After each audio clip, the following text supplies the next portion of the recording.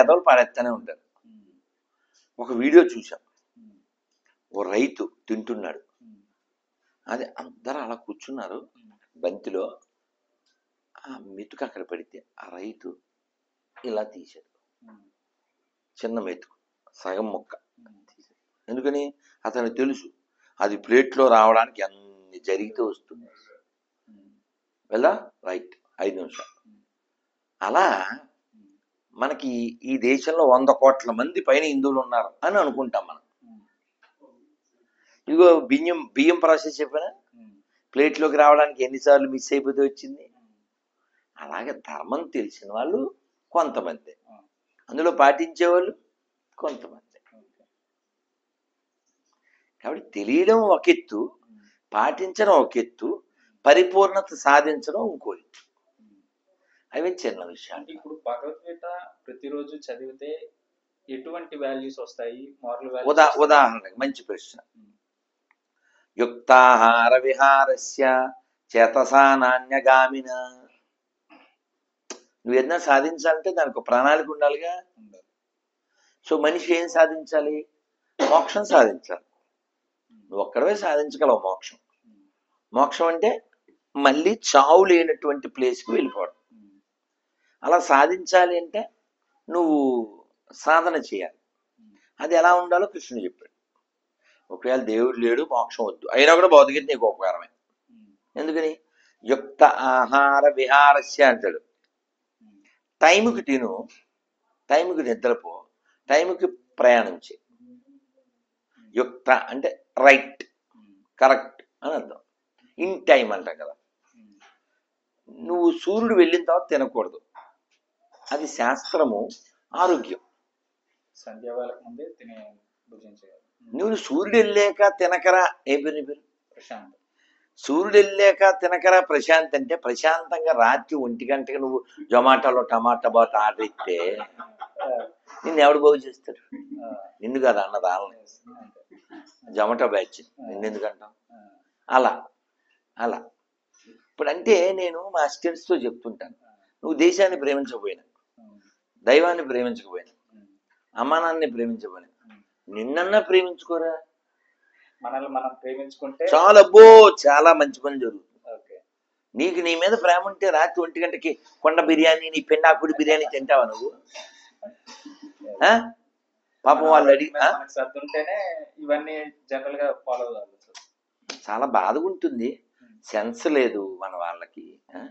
ఇది ఎంత వాల్యుబుల్ అని, ఎన్ని కోట్లు పెడితే వస్తుంది అనేది. ఎవడో తిట్టాడు, 8వ తరగతి అమ్మాయి మేడకి చచ్చిపోద్దా? 8వ తరగతి అమ్మాయి మేడకి చచ్చిపోద్దా? ఎందుకు చచ్చిపోవాలి?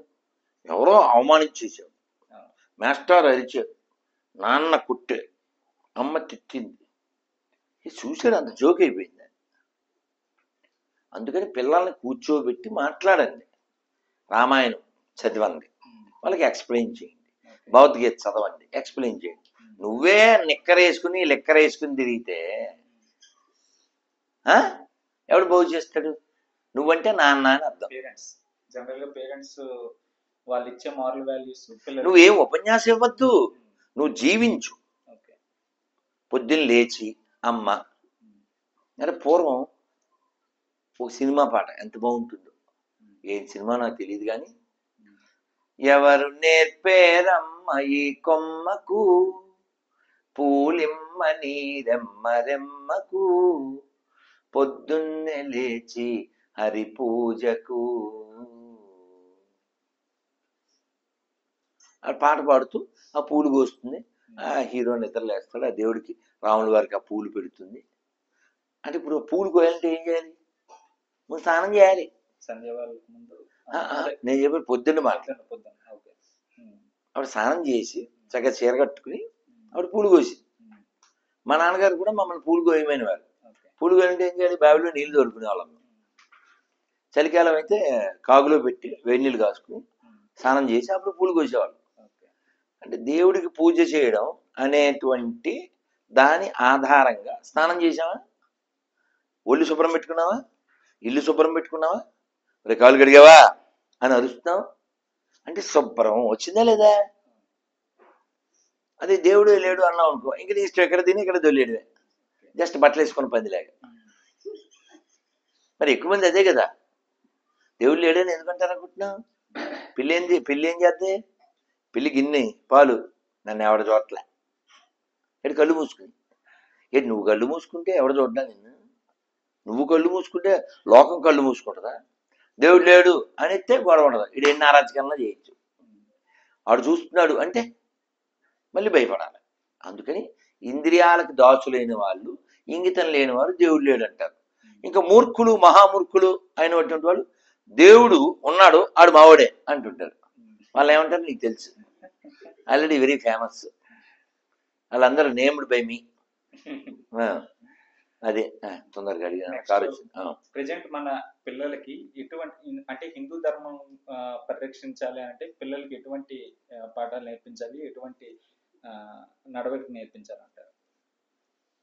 ఇప్పుడు పిల్లలందరూ చెడ్డోళ్ళని అనకూడదు. నువ్వు వాళ్ళని చెడ్డోళ్ళు చేస్తున్నావు. ఎలా చేస్తున్నావు అంటే 1 year బేబీ అన్న తినాలి, నువ్వేమిస్తావు? అది మొత్తం గాను,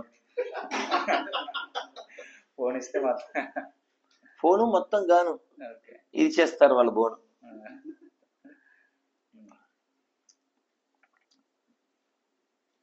ఈ తల్లి ఏమనుకుంటుందంటే